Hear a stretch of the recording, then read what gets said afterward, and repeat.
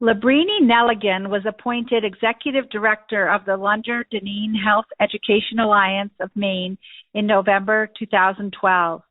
Labrini has served as a principal on the Lunder Dineen team since the inception of the program and has led the development of this first-of-its-kind program between an academic medical center and neighboring state. To assist in building an infrastructure for Lunder Dineen, Labrini identified and convened the membership of an advisory committee and 3 pilot advisory teams to represent broad-based stakeholders from Mass General and Maine. Working in concert with the Lunder Dineen co-chairs and chief learning officer and guided by Labrini's leadership, the Lunder Dineen team designs, develops, and launches interprofessional blended learning health education programs. These programs are selected to address identified public health, workforce, and health disparity needs impacting residents across the state of Maine. Previously, Labrini served as Associate Director of Development Campaigns and Logistics at the Massachusetts General Hospital. She continues to work in concert with the Mass General Development Office to ensure a coordinated approach and to advance program sustainability and fundraising focus for Lunder Dineen by developing and implementing fundraising strategy. Prior to her work at Mass General, Labrini served as scheduler for Massachusetts Attorney General Tom Riley and later as a fundraiser on his gubernatorial campaign. Labrini earned a BA in Political Science from Boston University and an MS in Political Science from Suffolk University. My agency, Marshall Communications, did a Marshall Plan for Lunder Dineen several years ago, and we have been working with them on an ongoing basis to implement the plan and to help them create and implement an ongoing strategic public relations program. It is an honor and a privilege to work with Labrini and her team from Lunder Dineen.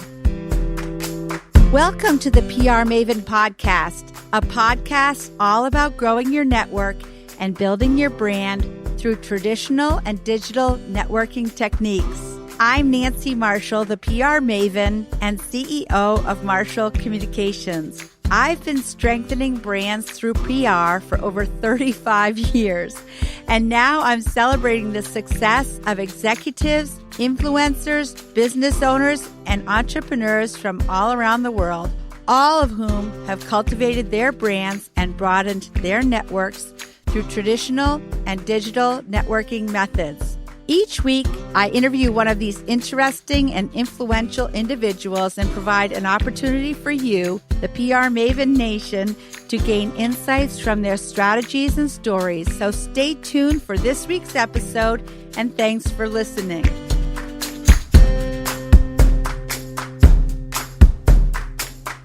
So Labrini, to kick things off, tell us about your career and how you got into it in the first place. Sure, Nancy. I would love to, and thank you again for inviting me on the PR Maven podcast. Well, I'm a first-generation immigrant. I was born in Greece. I came here when I was a baby. So being a first-generation immigrant child, I really had 2 choices, right? I was either going to be a doctor or a lawyer. But I was always fascinated by government and by politics. So, I decided to go a little bit of a different route, and I studied poli-sci in undergrad, and then I studied it some more in grad school. And when I graduated, I took my first job as scheduler for the Attorney General of Massachusetts. His name was Tom Riley at the time, and I was 21 years old then. And a couple years into serving as his scheduler, he put his hat in the ring for the governor's race in Massachusetts. So his campaign team was, where all the action was happening. So I transitioned over to that campaign team and was a fundraiser, was sort of a junior fundraiser. We had 2 sort of more seasoned fundraisers and 2 more novice fundraisers. I did that for a couple of years. So fast forward 2 years later, and we ended up losing the primary election. So I was heartbroken. We all lost our jobs. We lost our identity, the campaign lifestyle, everything that sort of, was involved with being a campaign staffer. So I was devastated, but I knew I needed to, quickly look for another job. And I knew what I loved about the campaign environment, about the excitement, the momentum, sort of the people, the movement aspect of it. I really loved all of that. So I wanted to find something similar, but this time I wanted it to be an entity that wasn't subject to winning or losing, right? I wanted to be something that was, long-standing and wasn't going to go away. So I asked to meet with as many of the individuals, that I met during the campaign as possible. We had a finance committee. It was about, 20 sort of business leaders, thought leaders on our committee. So I made appointments with, I think, almost every single one of them back then. And one of my sort of final meetings was with an orthopedic surgeon at Mass General, Dr. Dinesh Patel. And Dr. Patel served on our finance committee. He had also done both Tom Riley's knee replacements. He's a lovely man, and I had staffed a couple fundraisers at his home. So I went to meet with him at Mass General, and he introduced me to his colleagues in the development office. And then from there, I met with some other folks in the development office, interviewed, and I was brought on to be the manager of campaign logistics. It was a campaign, a different type of campaign. This was a sort of a fundraising campaign for the hospital. It was, I think at that time, was $1.5 billion campaign. So I took a job there in the development office, spent about 4 or 5 years working in that office. And at about, I think it was 2011, I was still in the office, and the Lunder family, Lunder Foundation of Maine, made a gift toward the campaign, a gift to honor their internist, Dr. Jim Dineen. And it was a matching gift. So when they made their gift, they put forth $5 million, and they asked Mass General to put another $5 million. So it was a sort of a joint commitment in that way. And the charge was to use education to improve health in Maine. So our campaign winded down. This gift came in, many other gifts, came in, so we actually ended up exceeding that $1.5 billion fundraising goal. And things sort of slowed down again.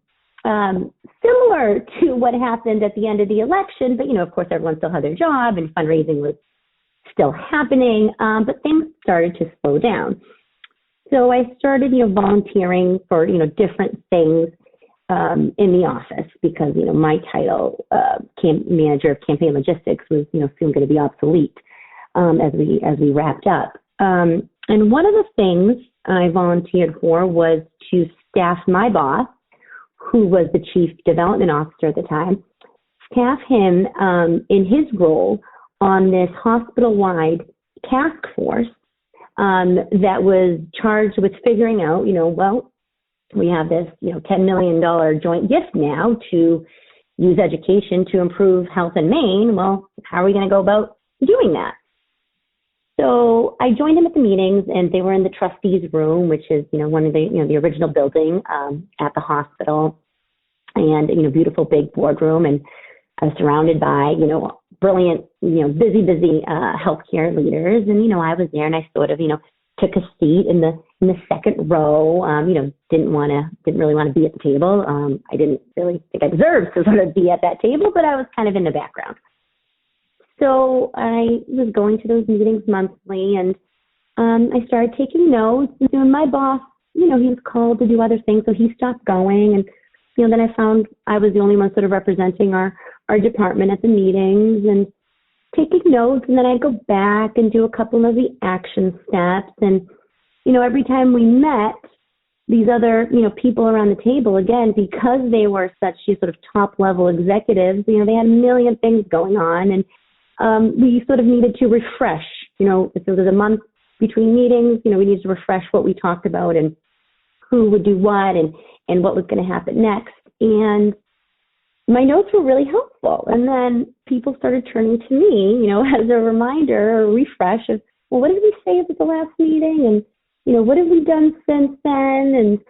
Then all of a sudden, I kind of had a seat at the table, and I was asked to put together the agendas. So I was taking the notes, putting together the agendas, and then one day I got a call from our chief nursing officer, Jeanette Erickson, who's also a Maine native, and asked to go meet her in her office at 7 a.m. on a Friday. So getting called to the chief nurse's office is like getting called to the principal's office, right? You didn't really know. Yeah, you didn't really know. I mean, am I in trouble? I don't think I did anything wrong, but oh boy, why am I getting called? And I'm not a morning person like all our physicians and nurses are, Nancy. So 7 a.m., oh boy, what did that mean? That probably meant I had to leave my house at, 5:45.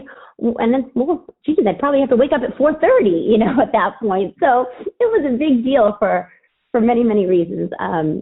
But we had a great meeting, and she told me that she was going to be bringing on an executive director, and she wanted me to apply for that position. So true story, my husband and I, we booked a quick weekend getaway up to Maine to Kennebunkport. And on the way, I made a pros and cons list. A lot of the cons were, I didn't really want to leave the development office. I'd only been there about 4 or 5 years, and I was very comfortable there. And I was young, I had my social sort of network was there as well, and still had a lot to learn about development and fundraising. But also, I knew that, taking risks was important. There's a lot I could learn from this new leadership team. So I made the list, came back on Monday and sent her an email and said that, I would love to be considered. So yeah, I applied. Within a few weeks, I think I was hired. That was 2012, and I was 29 years old then. And I've been in my role now as executive director for a little over 8 years. That is a wonderful story, Labrini. It just shows how your willing attitude and your work ethic and being thorough and being a good listener and note taker paid off. And you didn't even really know when you were taking those notes what it could lead to, but you just knew that it was the right thing to do. So I just love that you went into such detail, and I love the thought process and how you made the pros and cons list in the car on the way. Yeah, and I mean, you had a big job then at age 29. I did, Nancy, and I had to Google. I even had to Google, what does an executive director do? I had managed a couple of direct reports, and I was learning so much, but I knew that, there's a whole lot that I didn't know. And it was very reassuring when I took the job. I met with Jeanette again, and, she said, you're going to make mistakes, and I'm going to make mistakes because this is a new program. We've never done this. And we've never done something outside of our walls or our borders in this way. Mass General has physicians all over the world and projects all over the world, but this was sort of a different program with a neighboring state. And the stakes were high, and people were watching to see what we would do. But it was just really, really reassuring to, not only a young person, but someone new to their role, to hear that from her. So it's really good that you were working in an environment where it was okay to make mistakes, because as we all know, if you don't ever make any mistakes, you never learn from your mistakes. So actually, in some ways, making mistakes is important in a job. Absolutely, Nancy. And,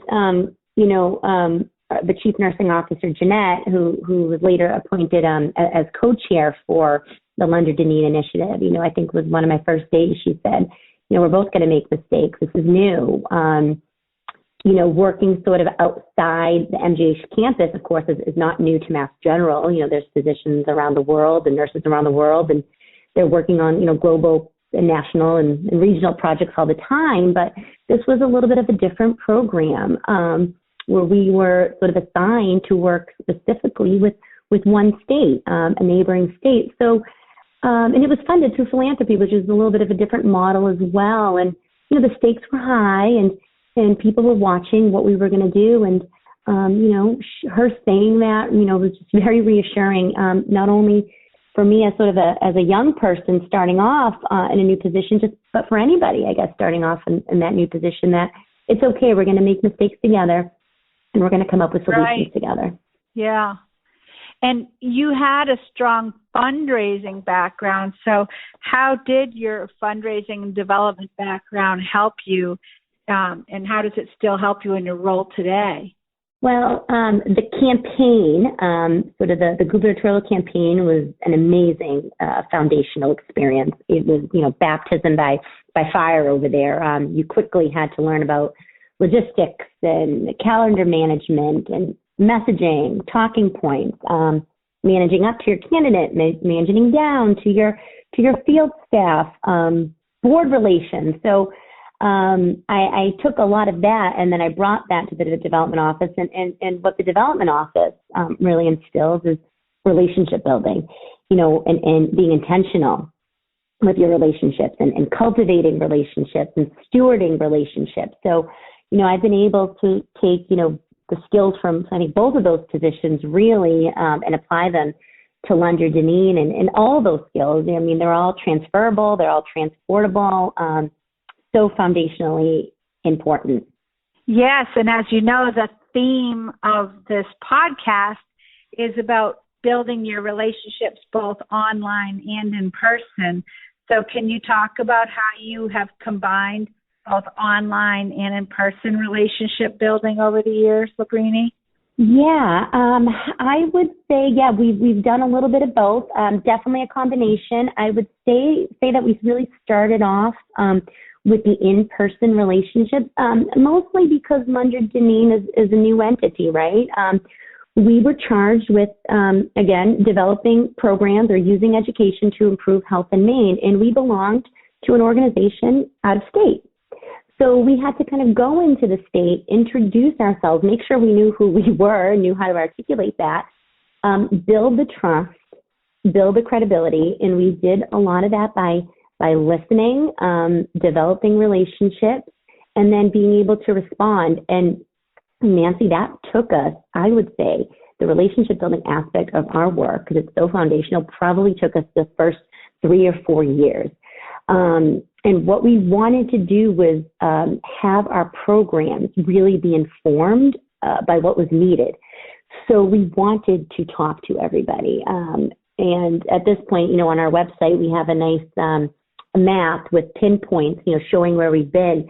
We've been to probably, over 300 organizations, hospitals, long-term care settings, practices, and asking questions to figure out, again, how to be really good stewards of this money.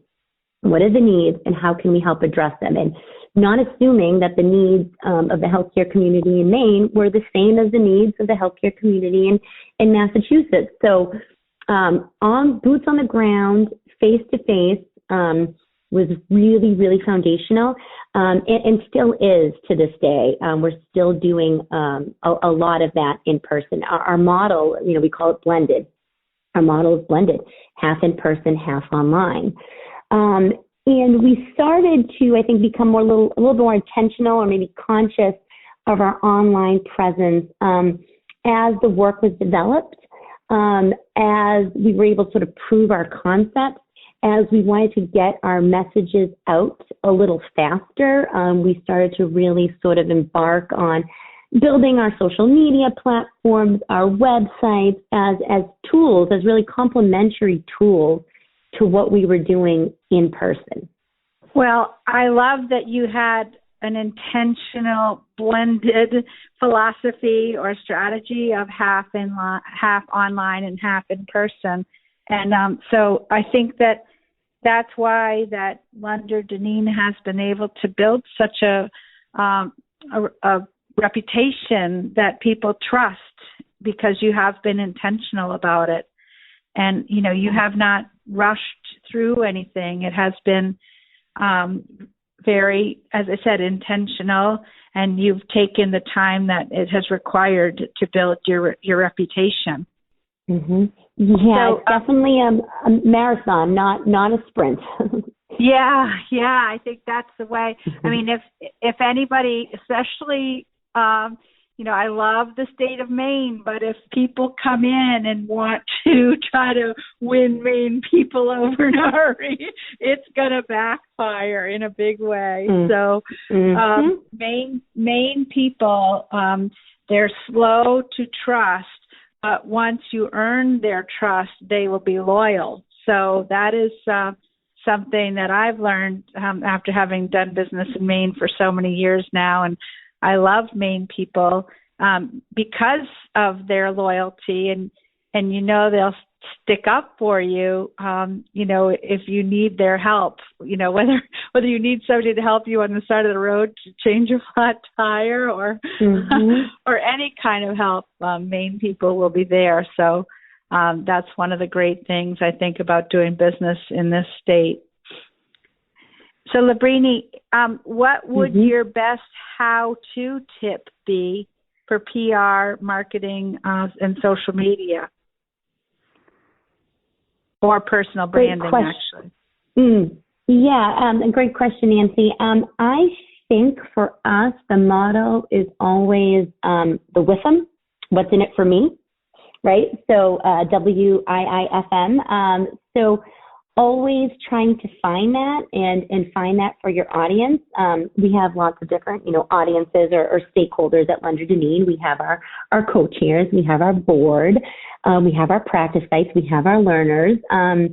So we constantly need to frame or sort of target groups that will resonate with them. Because if you don't do that, it's easy for folks to sort of scroll past whatever communication you're trying to send to them. So I'll give you an example, Nancy. We have 3 signature flagship educational programs at Lunder Dineen, and one of them is called Time to Ask. It addresses unhealthy alcohol use, and we practice this program in primary care. So when it's time to sort of message this program, we do it differently to whoever the target audience is. If we are trying to reach sort of the healthcare professionals, the teams at the primary care practices, the physicians, the medical assistants, et cetera, we talk to them a lot about how unhealthy alcohol use is likely contributing to other chronic conditions faced by their patients. So, high blood pressure, heart disease, and they don't get a lot of this in medical school. So we remind them of that. We give them tools to make screening easier. We give them tools to make conversations easier. So really finding, again, what's in it for them, where can we add value for them? And when we talk to the public, our messaging is very different. Our messaging is that alcohol use is still the number one substance of misuse. Kills more people than opioids. We are not about being prohibitionists at Lunder Dineen. We're just about sharing information and, allowing folks to make informed decisions. So, we talk to them about making those informed decisions. And then when it comes time to speak to the practice executives, the leadership, well, we talk to them about the importance of this, program in terms of cost savings, in terms of staff satisfaction, in terms of being able to keep patients, right at the primary care site. So knowing your audience and being able to target your messaging to that audience, always sort of keeping in mind, what's in it for them, I think has really helped us, not only organize our thoughts, but organize our messaging and being, a little bit more articulate with our messaging. Yeah, that's great. And actually, when I talk about public relations at its very basic, I think in terms of you have a message and then you have a targeted audience and then you need to figure out the best means of delivering that message to your audience. And it sounds like you're doing that all the time anyway. And a lot of times it's best to have a face-to-face meeting to deliver a certain message or to make a request or to ask for a donation. Sometimes you want to be just sending an email for a general update or a personalized email or sometimes a phone call, whatever. But again, at its most basic, I believe that PR consists of, your message, your audience, and then the best tool to make the connection And sometimes it's online and sometimes it's in person. And like you said, you have the blended approach. So sometimes you're doing a little of both.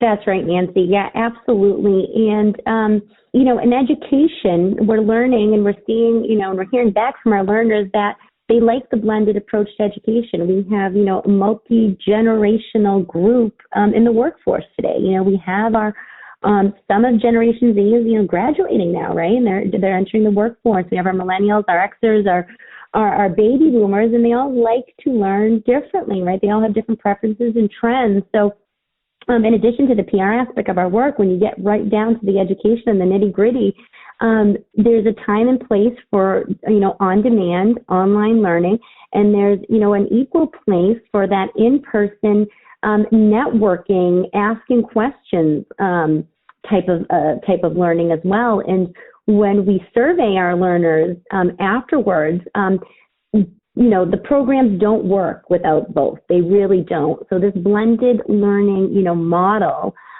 is really so the framework that we use across all of our programs. Yeah. And right now we're in the midst of COVID-19, and of course we can't have anything in person. So thank goodness for the internet, so that we can stay connected right now. It's really a blessing. So Lunder Dineen is funded 100% through philanthropy. So how did this vision originate, Labrini? Yeah, Nancy, it too started through a relationship, and it was the relationship of one physician, Dr. Jim Dineen, a Maine native, and one grateful family, the Lunder family, also from Maine.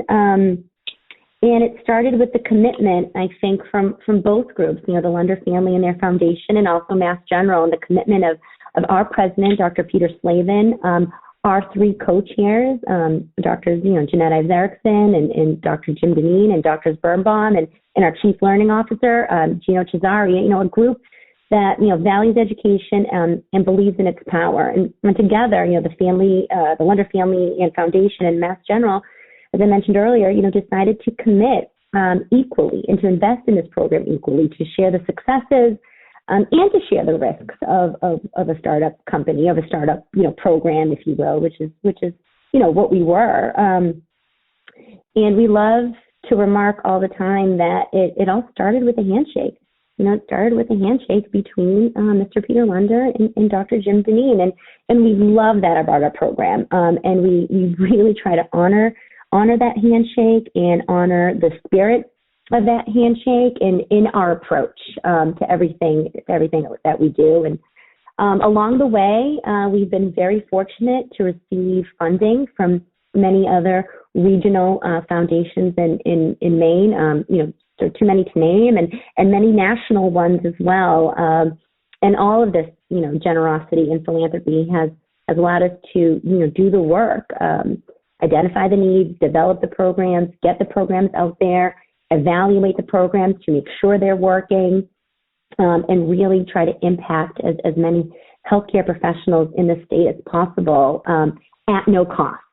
So the philanthropy has allowed us to do all that and bring these programs to learners, to different hospitals or practice sites in Maine or organizations at absolutely no cost to those end users because of this generosity. So we are, forever grateful to these groups that have believed in our mission and have validated it, really by giving and showing others, that it's a good idea to give to us too. Yeah, you need those gifts to also help with the credibility of the program. And encourage sort of the larger groups to continue to do so. So there's so many different projects that you could be working on. How did you choose the projects that you work on at Lunder Dineen, such as Motivate, Time to Ask, and the Nursing Preceptor Program? Well, I think we followed a really sort of data-informed approach. Again, those first 3 or 4 years when we were combing the state, trying to figure out what the needs were. We collected that information and several things bubbled up to the top. No surprise. education in regards to older adults. Maine is the oldest state, has the oldest population in the nation. Substance use, behavioral health, veterans health, nursing leadership. Maine is going to be facing a very serious nursing retirement cliff where almost half of our nurses are going to be retiring in the next 5 years, and with them, all that sort of intellectual property. So a lot of these issues bubbled up to the top, and many, many others, right? So we took that list. We took that list of the issues that bubbled up to the top, and we looked around to see who else was working on them. Because again, part of being sort of good stewards of the philanthropy meant that we weren't going to recreate something. We weren't going to duplicate something. That wasn't going to be a good use of the funding. We wanted to do something that wasn't being done. So I think that's sort of the second tier of review. And then third tier, we looked for clusters of folks, of champions, of ambassadors who have made some of these topics their work's life. But because of the size of the state, there wasn't sort of a vehicle to convene everybody. So we looked for those champions, those thought leaders, and we brought them in. And we've been so blessed. For all three of our programs, we have statewide advisory teams, Nancy, about 10 people on each team, made up of folks in practice, in academia, and these folks gather with us every month. They volunteer their time, and they've helped us from, A to Z. The names of our programs, the branding of our programs, all the way from the, identification of the issue through the evaluation, and now what we're working on is really the expansion of the programs. They serve as presenters with us in regional events and national events. They serve as our faculty. Hundreds and hundreds of hours have been dedicated by these three, statewide teams, and we tell them it's never enough. Just saying thank you is never enough. We look for ways to recognize them as much as we can, but it's really their dedication, and they're the backbone. This volunteer leadership is so admirable, and it's really the backbone behind how Lunder Dineen has been able to work. Well, again, this all really speaks for how intentional the organization has been over the years, and not doing anything in a hurry, and really thinking through all aspects of your programs, and also, as you said, consulting with people that you call thought leaders from the communities. And I really admire the way that you've operated. So I'm not surprised that Lunder Dineen has had such a tremendous impact all over the state of Maine as it has. So we're going to continue our conversation with Labrini shortly, but I wanted to share some exciting news with you that you can now connect with me by calling 207-620-9075 to ask me a question on the PR Maven listener line. So if you'd like to have a question or a comment aired during the podcast, dial that number, 207-620-9075, and you can record a comment, and we'll play it live, and then I'll have something to say, because I'm really hardly ever at a loss for words. So thank you for joining us, and we're going to go to a quick break, and we'll be right back with Labrini Nelligan.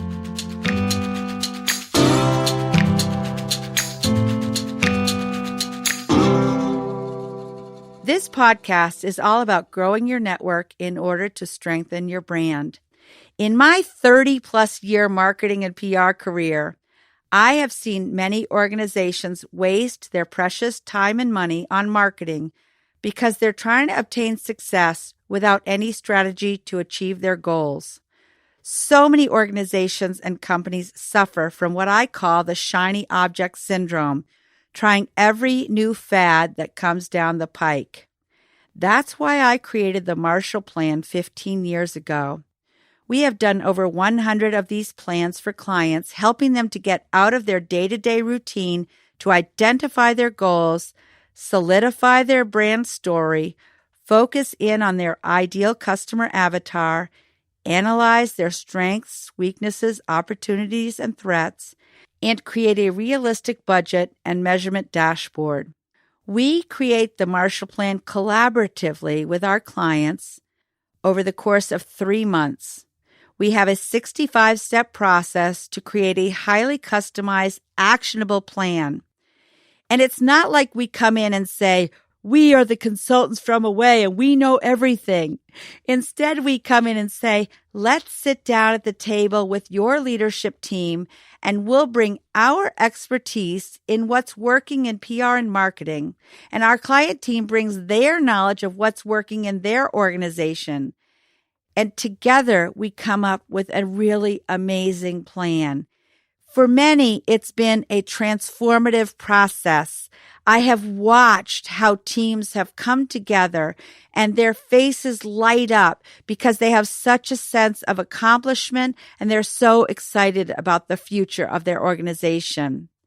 We help our client figure out the best way to implement the plan, sometimes using people within their organization and sometimes with our help. We would love to chat with you about how you can expand your network and achieve your marketing goals with a Marshall Plan.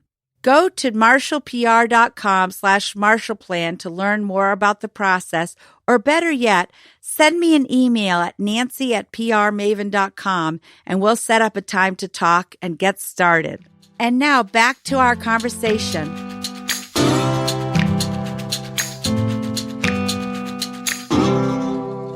So welcome back, and today we're talking with Labrini Nelligan, Executive Director of Lunder Dineen Health Education Alliance of Maine in collaboration with Massachusetts General Hospital. And I want to dive right back in with more questions. So Labrini, being a mom of 3 children and working full-time, what is the family culture at MGH like exactly? Well, Nancy, I am very blessed. I have 2 beautiful stepchildren that I've had since they were 1 and 3. They are now 13 and 15. Can't believe that. And we have a new 17-month-old son, Patty, at home as well. Everyone at MGH works incredibly hard, but there is a family-first culture, and I don't take that for granted. I've been blessed to work there at an organization that's, allowed me to sit with my mom through her chemotherapy appointments, allowed me to sit with my husband when he was recovering from surgery there, and join many other, family members for appointments. And I personally received, amazing care when I had the baby in labor and delivery recently, but also the flexibility of allowing me to work from campus and allowing me to work from home so I can be present, when I need to be. And Jeanette's motto, I kind of touched upon this earlier, is really, don't worry alone. And that really cuts across our personal families and our MGH families. There was a time I remember I was waiting for some scan results for my mother when she was sick, and folks that have been in that sort of crisis in life know that, living from one scan to another is very, very scary. So I had to have my phone out with me in a meeting, and I leaned over to her and I said, I'm sorry, if a call comes in, I need to take it. I'm waiting for my mom's scan results. And she knew that my mom had been sick. And she just reached over, put her hand over mine and said, what can I do? And any time I've been faced with anything sort of personal in regards to health, that has been the attitude, that has been the approach. And, I've seen that from many others as well. I got good advice one time several years ago. Someone recommended walking through Maine campus every once in a while. So we don't forget, we don't forget why we're here. We don't forget about the mission. And, there are people walking our halls, every day that are getting some of the best news of their lives. And others are getting incredibly, sad and hard news. And I can't speak for everyone that works there, but I know I don't take health for granted. I don't think many of us there do. And we are seeing this now, Nancy, through this, COVID-19 pandemic and the leadership, the doctors, the nurses, all of those that are, on the front lines, that are, taking care of our sickest, but also taking care of one another. The family first culture is, I think why I'm so loyal, to the organization and why I love continuing to, serve the organization. Well, that certainly speaks volumes for the culture at MGH and Lunder Dineen. And I am sure that knowing that they have this family first culture helps you feel comfortable when you're doing your job, which makes you better at your job. So it really makes a lot of sense. And I have a feeling that life is going to be different post-COVID-19. And perhaps there's going to be much more of a blending than ever between our personal and our professional lives. So I think that the culture in a lot of companies is going to change, and hopefully for the better. So, Labrini, most successful people like you have a network of fans and followers, either online or in person or both. Have you built your network intentionally, or has it happened on its own?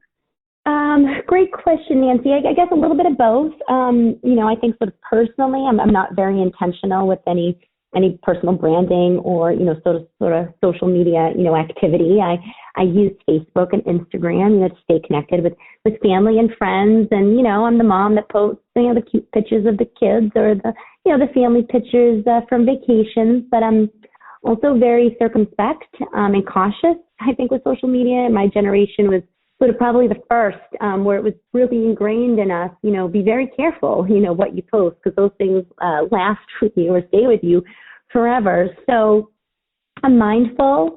I'm not a frequent flyer, I think, on Facebook or Instagram, but you will see me there. Professionally, again, we've really built, I think, our network organically. I was listening, Nancy, to one of your podcasts, I think it was Jody Flynn, and you guys were talking about relationship building and sort of the importance of in-person relationship building. And, you both said, one of you said it, in-person is where the magic happens. And I love that quote. I think we might use that. We're going to borrow it, okay, for one of our taglines, I'm sure at some point. I thought it was just spot on. So we do a lot of it, a lot of relationship building in person. A lot of, again, formative years was putting our head down and just doing the work and letting the work happen first, right? So then we had something to say. Then we had something to contribute, because if we didn't do the work and we didn't prove our concept, we had nothing to sort of add really to the narrative. We've done that now, and we've emerged from that. And now we're really sort of in the next phase of our work at Lunder Dineen, where it's about expansion. It's about networking. So our networking or building our stakeholder groups has become much more intentional. So we are actively, pursuing opportunities to speak. We have a story. We want to tell that story, whether it's at conferences or writing articles, op-ed pieces, radio appearances. So I think, again, the first few years, very old-fashioned, maybe a little old-school relationship building, which I don't say old school, old-fashioned in a negative way at all, critical. And again, that's where the magic happened. But now really starting to expand in sort of that online world and helping us to continue to evolve using those other platforms.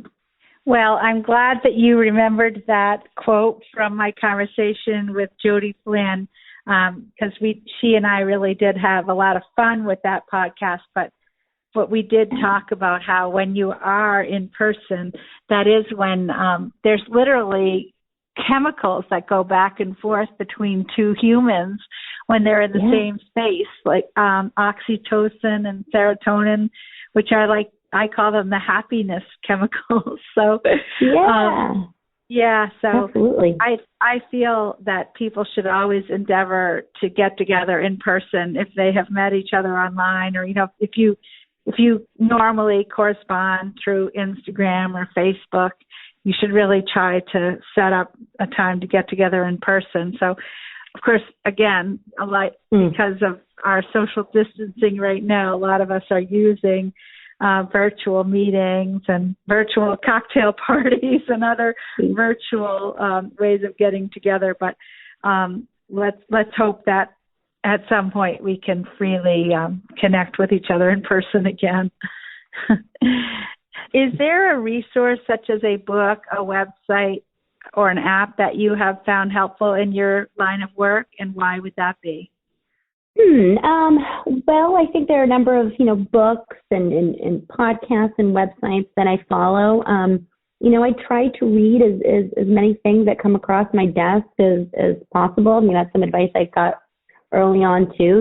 Read the memo, because a lot of people show up and haven't read the memo, whatever that means. And I apply it to other things as well. So I'm still a sponge. I hope to be a sponge for a while. So some industry tools, the American, the Association of Fundraising Professionals, the hospital associations, those newsletters, I subscribe to those and I read those. In terms of apps and tools, we use different tools to develop sort of in-house collateral. We use Canva, that's a huge one.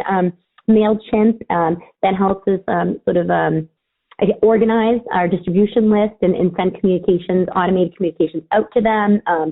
Cvent, we use that platform for registering our learners through our programs. And the tools and the apps change, right, depending on what we're working on. So we try to be, early adopters of as much of that as we can, just to make the work, more efficient and more effective. But I think the single most, important resource, I'm going to go back and say it's really the people.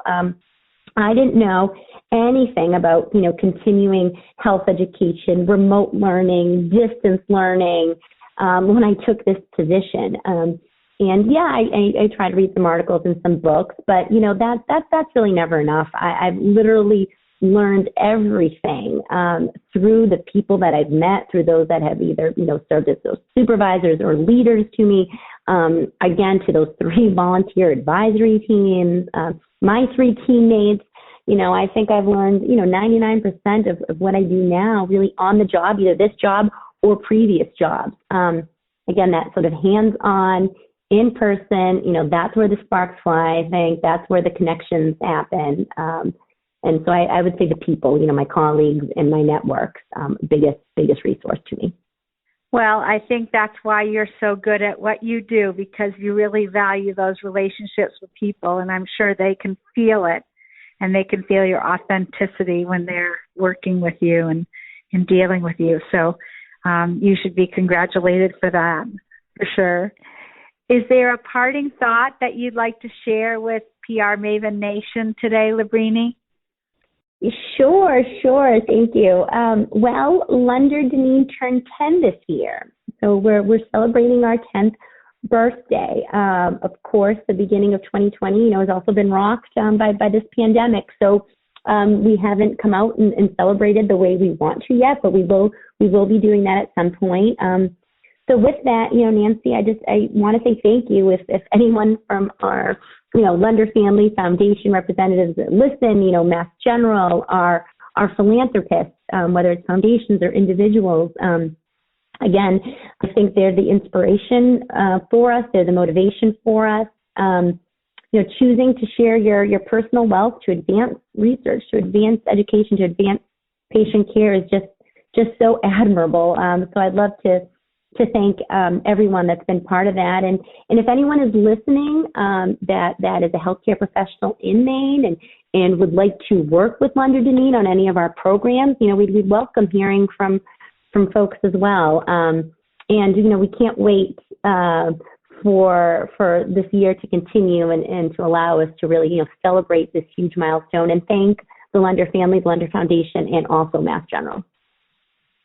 Well, thanks for sharing that, Labrini, and happy 10th anniversary to Lunder Dineen. And thank you. It's an honor for those of us at Marshall Communications who have had the opportunity to work with you and your team and to support the amazing work that you do. So I'm very honored that we are part of the Lunder Dineen team as well. You absolutely are, Nancy, and I know it's been some time since I've seen you in person, but, when I first took the position, I think you were one of the first individuals we met with, and you helped develop the Marshall Plan for us, and we've continued to use that as a guide, and the other, advice and counsel that you've given us has been invaluable. It takes a village, it really does, and you're definitely part of this Lunder Dineen family. Thanks, Labrini. It's an honor. So if people would like to get in touch with you, I know that you invited people from Maine to get involved, but I can also see that people from across the country might want to replicate what Lunder Dineen has done. So perhaps people will want to get in touch with you and ask for your advice. So what's the best way for them to reach out and connect? Absolutely. Our website, if folks want the latest information, news is and what we're doing is always on our website. That's lunderdineen.org. We have a quarterly e-newsletter. Folks can opt into that. We're also on Instagram and Facebook at Lunder Dineen, so you can find us there. And if anyone wants to personally reach out to me, my email is Labrini, Labrini, at lunderdineen.org, and I'd be happy to meet or speak to anyone that wants to hear more about our work. Well, that's great. Labrini, this has been so uplifting. I'm so glad that we heard about the trajectory of your career and the organization and the good work you're doing. And I want to thank you for joining me today. And I know everybody in PR Maven Nation enjoyed it as well. So I hope you have a great day, and I hope everybody in PR Maven Nation has a great day, and that soon we can all start getting together in person and making that magic happen. So have a great day, PR Maven Nation. That's it for this week's episode. I'd like to thank you for listening, and if you feel that you've gotten value out of today's conversation, consider leaving a 5-star review on iTunes or whatever app you're using to tune in. If you haven't subscribed yet, you should do so. I release a new episode each week, and subscribing will make sure you get an alert when there's a new episode. You can also join the PR Maven Nation by going to prmaven.com/nation and clicking join. It's free, and it's a great community of like-minded individuals who are all looking to learn and grow from one another. If you have an Alexa-enabled device, be sure to add the PR Maven Marketing Minute to your daily flash briefing menu. Thanks again for listening, and have a great rest of your week, PR Maven Nation.